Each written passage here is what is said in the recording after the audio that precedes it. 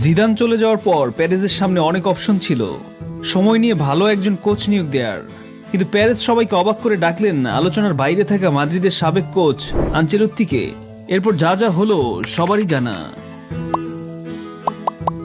মরিনহোর Madrid অধ্যায় আনচেলত্তির মতো এতটা সফল নয়, কিন্তু ওই সময় দুর্ধর্ষ ফর্মে থাকা বার্সাকে এল ক্লাসিকোতে হারানো, পেপ গার্দিওলার কাছ থেকে লিগ উদ্ধার, 18 বছর পর কোপা দেল রে উদ্ধার, এগুলো মূলত মাদ্রিদকে নতুন করে দাঁড় করিয়েছিল।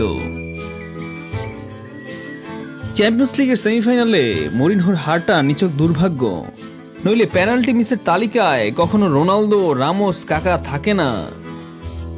মরিনহোর ম্যানচেস্টার ইউনাইটেড, টটেনহ্যাম ক্যারিয়ার সবকিছুই ছিল সাদামাটা।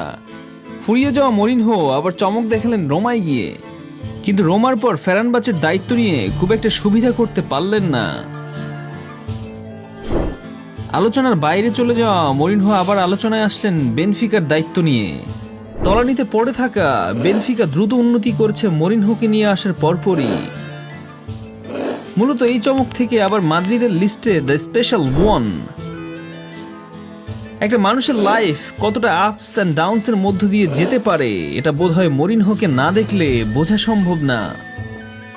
তবে শেষ পর্যন্ত আনচেলত্তির মতো মরিনহোর যদি কামব্যাক হয়, তাহলে মরিনহো কি পারবেন আনচেলত্তির মতো সফল হতে? উত্তর সময়ই বলে দিবে। তবে আপাতত মরিনহো যেটা পারবেন সেটা হচ্ছে উত্তপ্ত ড্রেসিং রুম আর বেপরোয়া প্লেয়ারদের লাইনে আনা। মাদ্রিদের এই মুহূর্তে এটাই দরকার।